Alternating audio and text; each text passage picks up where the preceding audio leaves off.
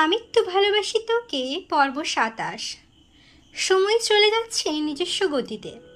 মাঝখানে কেটে গেছে বেশ কিছুদিন। আবিরের ব্যস্ততম দিন কাটছে। এই সপ্তাহে নির্বাচন, তানভীরেরও ব্যস্ততা বেড়েছে দিনগুণ। নির্বাচনের কাজে এতটাই ব্যস্ত, কখনো রাত ২টো-৩টায় বাসায় ফিরে, কখনো বা ফিরেও না। নিজস্ব বাইক থাকাতে এখন তেমন একটা সমস্যা হচ্ছে না। বাইক কেনার পর বাসায় টুকিটাকি সমস্যা হলেও সবকিছু আবিরই সামলে নিয়েছে। আগামী মাসে ঢাকা বিশ্ববিদ্যালয়ের অ্যাডমিশন টেস্ট, তার কিছুদিন পর মেডিকেল পরীক্ষা, কোচিংয়ের ক্লাস শেষ। এখন শুধু মডেল টেস্ট পরীক্ষা চলছে। 10টা থেকে 12টা পর্যন্ত কোচিংয়ের পরীক্ষা হয়। পরীক্ষার পড়া, জান্নাত আপুর পড়া, তার সাথে নিজস্ব পড়ার চাপ তো রয়েইছে।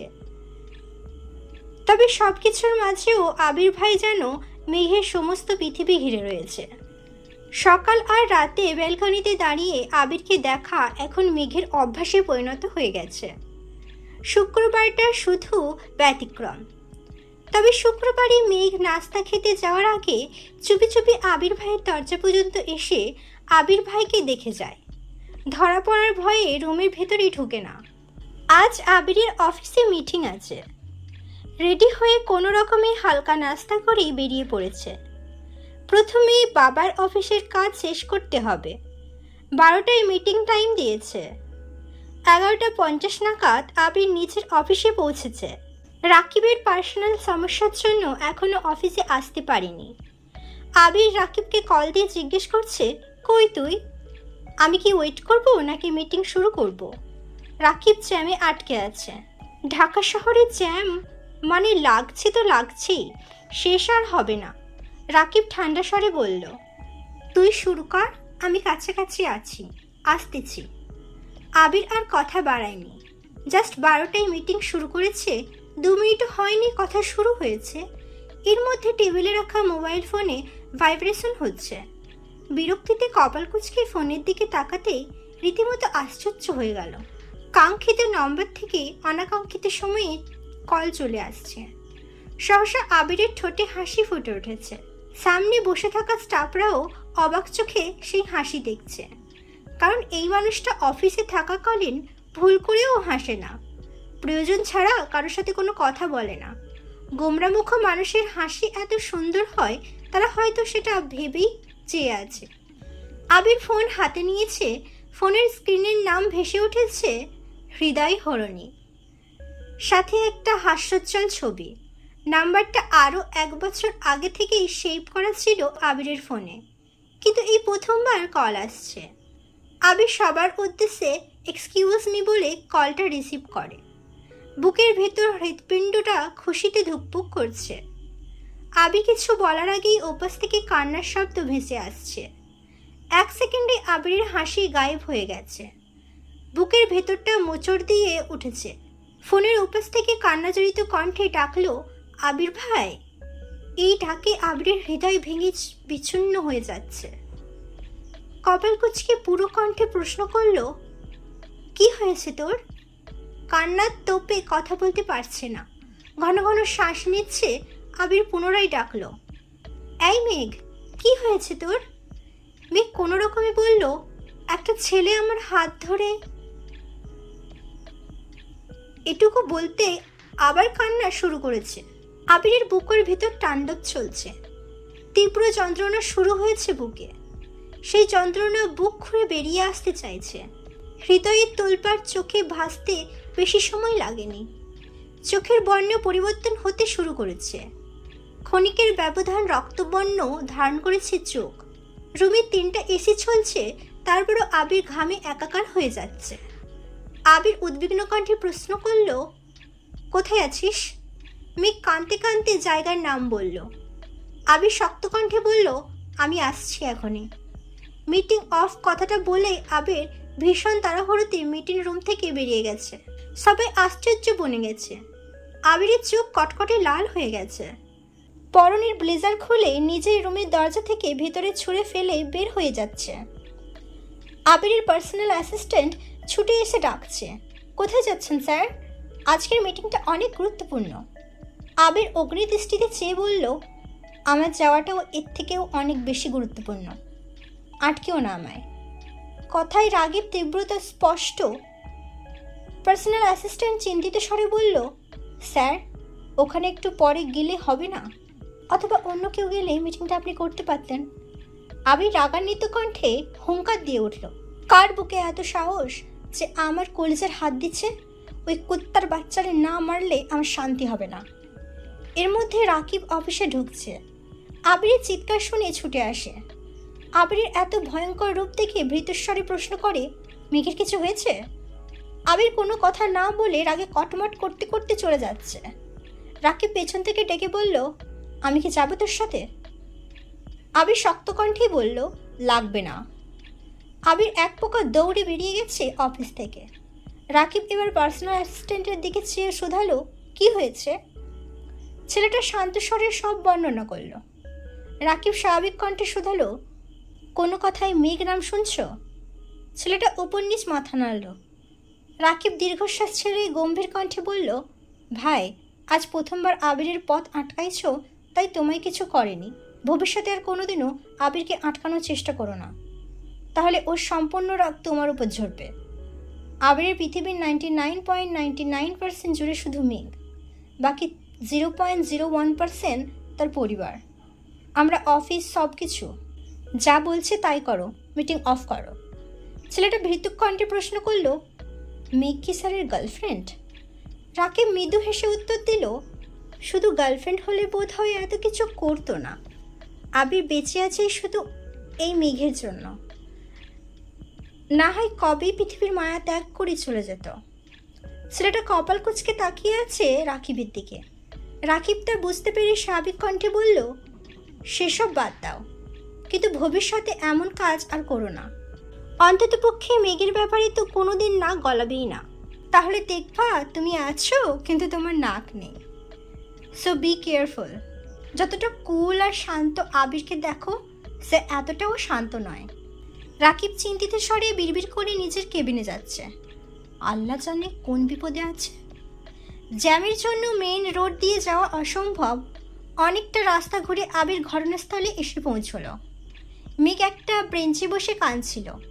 আশেপাশে 2-3টা লোক দাঁড়িয়ে আছে। আবিরকে বাইক থেকে নামতে দেখে মেঘ দৌড়ে গিয়ে আবিরকে জড়িয়ে ধরে হাউমাউ করে কান্না শুরু করেছে। একটা মেয়ের মনের বিরুদ্ধে কোনো কিছু ঘটলে সেটার বহিঃপ্রকাশ ঘটে আপন মানুষের সামনে। মেঘের ক্ষেত্রেও এমনটাই ঘটেছে। আবিরকে দেখে যেন নিজের প্রাণ ফিরে পেয়েছে, তাই সব শক্তি ঢেলে কাঁদছে। আবির এক হাতে হিজাবের উপর দিয়ে মেঘের মাথা আঁকড়ে ধরে রেখেছে, অন্য হাত মুষ্টিবদ্ধ করে দাঁতে দাঁত চেপে আছে। নিজের সবটা রাগ হজম করে শান্ত স্বরে বলল, কিছু হবে না, আমি আছি তো, একটু শান্ত হ প্লিজ। কয়েক মুহূর্ত চলে এই বাধাহীন কান্না। কিছু সময় পর মেঘ বুঝতে পারে এভাবে আবির ভাইকে জড়িয়ে ধরা ঠিক হয়নি। সঙ্গে সঙ্গে মেঘ নিজে থেকে সরে দাঁড়ায়। মেঘের কান্না জড়িত মুখ আবিরের সত্তাকে নাড়িয়ে দিয়েছে। মেঘের চোখ মুখ ফুলে গেছে, সারা মুখে রক্তচাপ বেড়ে গেছে, যার ফলে গাল, নাক, থুতনি সব লাল হয়ে যাচ্ছে। আবির দীর্ঘশ্বাস ছেড়ে 2 হাতে মেঘের চোখ মুছে ভারী কণ্ঠে শোধালো, কোন ছেলেটা? মেঘ ঘাড় ঘুরিয়ে তাকালো। আবিরের চোখও সেদিকে পড়েছে। একটা ছেলে গাছের কাছে দাঁড়িয়ে আছে, তাকে ঘিরে 4-5টা লোক দাঁড়িয়ে আছে। আবির কোনো কথা না বলে ছেলের কাছে গিয়ে এলোপাথারি ঘুষি লাথি শুরু করেছে। আচমকা আক্রমণে ছেলেটা বেসামাল হয়ে গেছে। আশপাশে থাকা 4-5 জন ভয়ে কিছুটা দূরে সরে গেছে। আবিরের রাগান্বিত চাউনি আর মুখ দেখে তারা যেন আটকাতেও সাহস পাচ্ছে না। মেঘ বিস্ময় চোখে আবির ভাইয়ের পানে চেয়ে আছে। আবির ভাইয়ের এই রূপ জীবনে প্রথমবার দেখছে। বাসায় কয়েকবার শুনেছে আবির ভাই মারপিট করেছে, কিন্তু আজ তা নিজের চোখে দেখছে। থরথর করে কাঁপছে অষ্টাদশীর ছোট দেহ। ছেলেটার নাক মুখ দিয়ে রক্ত গড়িয়ে পড়ছে, কিন্তু আবির 1 সেকেন্ডের জন্যও থামছে না। ছেলেটা প্রথম কয়েকবার আটকানোর চেষ্টা করলেও এখন তার নিথর দেহ পড়ে আছে। এই সময় পুলিশ গাড়ি এসে থামে। 2 জন কনস্টেবল গাড়ি থেকে নেমে দ্রুত এসে আবিরকে আটকানোর চেষ্টা করছে। 4-5 জন লোকের মধ্যে একজন এসপি স্যারের কাছে গিয়ে বলে, স্যার, আমিই আপনাকে কল দিয়েছিলাম, কিন্তু হুট করে এই ছেলে এসে এভাবে মারতে শুরু করেছে। এসিপি স্যার দ্রুত আবিরের কাছে গিয়ে বলে, থামুন, আপনি এভাবে মারছেন কেন? আমাদের বিষয়টা দেখতে দিন। দুই কনস্টেবলের সাথে আরও একজন লোক আবিরকে টেনে হিঁচড়ে ছেলেটার থেকে দূরে সরিয়ে নেয়। এসিপি স্যার ছেলেটাকে একটু দেখে তারপর আবিরের দিকে তাকায়, সঙ্গে সঙ্গে কপাল কুঁচকে প্রশ্ন করে, তুমি ইকবালের ভাইপো না? আবির তখনও রাগে ফুঁসছে, দাঁতে দাঁত চেপে রাগ হজম করার চেষ্টা করছে, তার সাথে ঘন ঘন নিঃশ্বাস নিচ্ছে। এসপির কথা শুনে ওনার দিকে তাকিয়ে রাগান্বিত কণ্ঠে উত্তর দেয়, জি। এসপি এবার স্বাভাবিক কণ্ঠে জিজ্ঞেস করে, তুমি বিদেশ ছিলে না এত বছর? আবিরই তো নাম তোমার? আবির কপাল কুঁচকে পুনরায় উত্তর দেয়, জি। এসপি মৃদু হেসে বললে, আমি ইকবালের কলেজ ফ্রেন্ড, ছোটবেলায় আমাদের বাসায় অনেকবার গিয়েছে, এখনও ইকবালের সাথে মাঝে মাঝেই কথা হয় আমার। তা তুমি এই ছেলেকে এভাবে মারছিলে কেন? আবির ঘাড় ঘুরিয়ে মেঘের দিকে তাকিয়েছে। মেঘ নিশ্চুপ বাইকের পাশে দাঁড়িয়ে বৃহৎ চোখে চেয়ে আছে, শরীরের কম্পন এখনও তীব্র। আবিরের সাথে সাথে এসিপি এক ঘাড় ঘুরিয়ে দেখল মেঘকে। আশেপাশের লোক বলছে, স্যার, এই মেয়েটার সাথেই অসভ্যতা করেছে ছেলেটা। এসিপি আবিরের দিকে চেয়ে জিজ্ঞেস করলো, তোমার বোন? আবির মেঘের দিকে চেয়ে উত্তর দিল, চাচাতো বোন। এসিপি একবার ছেলেটাকে দেখছে, আশেপাশে মানুষের কথা শুনছে, তারপর আবিরকে কিছুটা সরিয়ে সাইডে নিয়ে বলল, তোমরা আমার পরিচিত, আমি চাই না এই বয়সে তোমরা কোনো কেসে ফেঁসে যাও। সামনে তোমাদের ভবিষ্যৎ আছে, আর ওরা নেশাখোর, ওদের বড় বড় লোক আছে। আমরা এই গ্যাংটা ধরার চেষ্টা করছি, তাদের ধরতে পারলে এরা কিছুই না। তাই বলি, তুমি তোমার বোনকে নিয়ে চলে যাও, বিষয়টা আমি দেখছি। আবির কথাগুলো শুনল, দু হাত এখনো মুষ্টিবদ্ধ করে কটমট করছে। বুঝতে পারলো এখানে কিছু বলে লাভ নেই, তাই কথা না বলেই মেঘের কাছে চলে গেছে। এসিপি আর দুই কনস্টেবল আহত ছেলেটাকে নিয়ে থানায় চলে যাচ্ছে। আবিরের এলোমেলো চুল, ঘামে ভেজা শার্ট শরীরের সাথে চেপে আছে, চোখ মুখে ঘাম আর রাগ দুটাই চলচল করছে। চোখ এখনো লাল রাঙা হয়ে আছে। কয়েক সেকেন্ড মেঘের কাঁপাকাঁপি দেখে আবির চলে গেল। দোকান থেকে একটা পানির বোতল কিনে নিজের চোখে মুখে পানি নিল, সাথে মাথায় কিছুটা পানি ঢেলে রাগ কমানোর চেষ্টা করল। মেঘের কাছে গিয়ে তপ্ত স্বরে বলল, নে পানি খা। মেঘ আবিরের দিকে চেয়ে কাঁপা কাঁপা হাতে বোতলটা নিল। আবিরের চুলের পানি মুখে পড়ছে, মুখ থেকে পানি শরীরে নিচে টুপটুপ করে পড়ছে। মেঘ নির্বুদ্ধির ন্যায় চেয়ে আছে। আচমকা আবির একটু নিচু হয়ে মেঘের ওড়নার সাথে টেনে নিজের মুখ আর চুল মুছতে শুরু করছে। আবিরের এমন কাণ্ডে মেঘ যেন আশ্চর্য বনে গেল। আবির চোখ মুছে পুনরায় মেঘের দিকে চেয়ে শান্ত কণ্ঠে বলল, মনে কর তুই কিছু দেখিসনি, এখন একটু পানি খা। মেঘ ঢকঢক করে কিছুটা পানি খেয়ে দীর্ঘশ্বাস ফেলল। ছেলেটার আচরণে যতটা ভয় পেয়েছিল, তার থেকেও 3 গুণ ভয় পেয়েছে আবির ভাইকে পেটানো দেখে। তখনই রাকিব কল করেছে। আবির কল রিসিভ করে ঠান্ডা কণ্ঠে বলল, বল। রাকিব চিন্তিত স্বরে শোধালো, ঝামেলা কি বেশি? আমি আর রাসেল কি আসবো? আবির ভারী কণ্ঠে বলল, না, আসতে হবে না, আমি চলে আসবো রাকিব। তাহলে কি মিটিং ডাকবো? আবির মেঘের দিকে চেয়ে 2 সেকেন্ড ভেবে জানালো, হ্যাঁ, আসতেছি আমি। রাকিব চিন্তিত স্বরে পুনরায় প্রশ্ন করল, মেঘ কোথায়? আবির জবাব দিল, কাছে, এখানেই। রাকিব মৃদু হেসে প্রশ্ন করল, মেঘকে নিয়ে আসবে অফিসে আবির? হ্যাঁ, রাখছি বলে কল কেটে দিয়েছে। আবির ফোন পকেটে রাখতে রাখতে স্বভাবসুলভ ভারী কণ্ঠে শোধালো, এখন বাসায় না গেলে কি খুব সমস্যা হবে? আমার একটা মিটিং আছে, মিটিং শেষ করে তোকে বাসায় দিয়ে আসলে চলবে? মেঘ ঘাড় কাত করে সম্মতি দিল, তারপর অফিসের উদ্দেশ্যে চলে গেছে। অফিস গেটের সামনে আসতেই রাকিব আর রাসেল একটা তাজা ফুলের তোড়া দিয়ে হাজির হলো। মেঘের দিকে চেয়ে তোড়া এগিয়ে দিয়ে হাসি মুখে রাকিব বলল, ওয়েলকাম ম্যাডাম। মেঘ কপাল কুঁচকে তাকিয়ে আছে। আমি ম্যাডাম হলাম কিভাবে? আমি তো, এতটুকু বলতে আবির থমকে উঠল, যা দিচ্ছে নে। এত কথা বলতে হয় কেন? মেঘ আর কথা বাড়ালো না, চুপচাপ ফুলের তোড়া নিল। তারপর আবিরের পেছন পেছন আবিরের কেবিনে চলে গেল। আবির কেবিনের দরজা আটকে বলল, হিজাব খুলে ওয়াশরুম থেকে ফ্রেশ হয়ে আয়। মেঘ কিছুক্ষণের মধ্যে হাত মুখ ধুয়ে হিজাব খুলে চুল ঠিক করে বেরিয়ে এসেছে। আবির টেবিলের পাশে দাঁড়িয়ে ল্যাপটপে কিছু একটা চেক করছিল। মেঘ রুমে আসতেই আবির নিজের চেয়ার দেখিয়ে বলল, বস ওখানে। মেঘ বিড়বিড় করে বলল, এটা তো আপনার চেয়ার। আবির চোখ রাঙিয়ে তাকাতেই মেঘ মাথা নিচু করে চুপচাপ আবিরের চেয়ারে বসে পড়ল। আবির 2 মিনিট ল্যাপটপে কাজ করে ভারী কণ্ঠে বলল, আমি শাওয়ার নিতে যাচ্ছি, কেউ ডাকলে দরজা খোলার দরকার নেই, তুই নিজের মতো রেস্ট নে। আবির 5 মিনিটের শাওয়ার নিয়ে কোমরে টাওয়াল জড়িয়ে ওয়াশরুম থেকে তাড়াহুড়ো করে বেরিয়েছে। চোখে মুখে চিন্তার চাপ। আচমকা আবিরকে এভাবে দেখে মেঘের বুকটা কেঁপে উঠেছে। উন্মুক্ত শরীর, শুধু কোমর থেকে হাঁটুর নিচ পর্যন্ত ঢাকা। মেদহীন পেটে 6 প্যাকের হালকা চিহ্ন দেখা যাচ্ছে। শরীরে থাকা বিন্দু বিন্দু পানির কণাগুলো চিকচিক করছে। তা দেখে মেঘের হৃদস্পন্দনের মাত্রা বেড়ে যাচ্ছে, নিঃশ্বাস ভারী হয়ে আসছে। আবির এসে চেয়ারে 2 হাতল চেপে মেঘের ঘনিষ্ঠ হয়ে মেঘের দিকে তাকালো। মেঘও বিস্ময়ী চোখে চেয়ে আছে আবিরের চোখের দিকে। এই চোখের ক্রোধ এখনো কমেনি। এত কাছে আসতে আবিরের নিঃশ্বাস ছুঁয়ে দিল মেঘের লালিত মুখমণ্ডল। মেঘের রক্ত সঞ্চালন বেড়ে যাচ্ছে। মনে হচ্ছে মেঘের শিরা উপশিরায় তুফান চলছে। আবিরের দৃষ্টি মেঘের নেত্রে নিবন্ধ। কণ্ঠ 4 গুণ ভারী করে শুধালো, ওই ছেলে তোর হাত ছাড়া অন্য কোথাও শুয়েছিল? আবিরের প্রশ্ন মেঘের কর্ণপাত হলো কিনা কে জানে। খানিকটা সময় পর মেঘ চিবুক নামাতে নিলে আবির 2 আঙ্গুলে আটকে দেয়। মেঘ পুনরায় আবিরের মুখের পানে তাকায়। চোখে মুখে ক্রোধ স্পষ্ট। আবির পুনরায় রাগান্বিত কণ্ঠে প্রশ্ন করল, বল, শুধু আর কোথায় ছুঁয়েছে? ওই কুত্তার বাচ্চারে জ্যান্ত কবর দিয়ে আসবো। আবির ভাইয়ের মুখে ভয়ঙ্কর কথা শুনে মেঘের শরীর কেঁপে উঠল।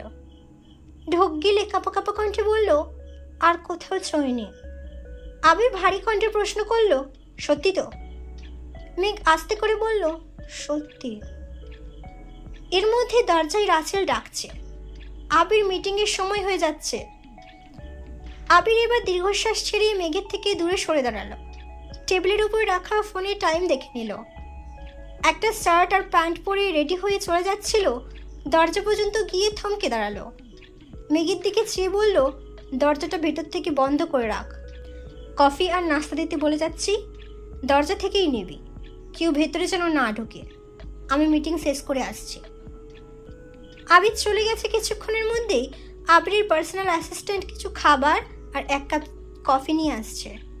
মেঘ নাক পর্যন্ত ওড়না টেনে মাথা নিচু করে খাবারগুলো নিল। তারপর দরজা বন্ধ করে ওড়না সরিয়ে রুমটা ভালোভাবে দেখছে। দেয়ালে কিছু কিছু মোটিভেশন কথা, তার সাথে একটা দেওয়ালে 2টো হাতের ছবি আঁকা। যে ছবিটা আবির ভাইয়ের ফোনে মেঘ দেখেছিল, একটা বড় হাতের ওপর একটা পিচ্চির হাত শক্ত করে ধরা, নিচে 2টো লাইনও লেখা, আমার দেহে প্রাণ আছে যতদিন, এই হাত ছাড়বো না আমি ততদিন। তার নিচে লাভ ডি এভাবে লেখা। অক্ষর দেখে মেঘ কপাল কুঁচকে চেয়ে আছে। মাথায় কিছুই ঢুকছে না। টি দিয়ে কার নাম হতে পারে? মেঘের নাম এম দিয়ে, জান্নাত আপুর নাম জে দিয়ে। মেঘ মিড়বিড় করে বলল, তাহলে কি জান্নাত আপুর অন্য নাম আছে? এই ছিল আমৃত্যু ভালোবাসি তোকে পর্ব 27। পরবর্তী পর্ব যদি আপনারা শুনতে চান অবশ্যই আমাকে সাবস্ক্রাইব করবেন, বেল আইকন বাটন ক্লিক করবেন এবং আমাকে লাইক অ্যান্ড কমেন্ট করে অবশ্যই উৎসাহ দেবেন। পরবর্তী পর্ব নিয়ে খুব তাড়াতাড়ি আসবো। সুস্থ থাকবেন, ভালো থাকবেন, নিজের খেয়াল রাখবেন। আল্লাহ হাফিজ।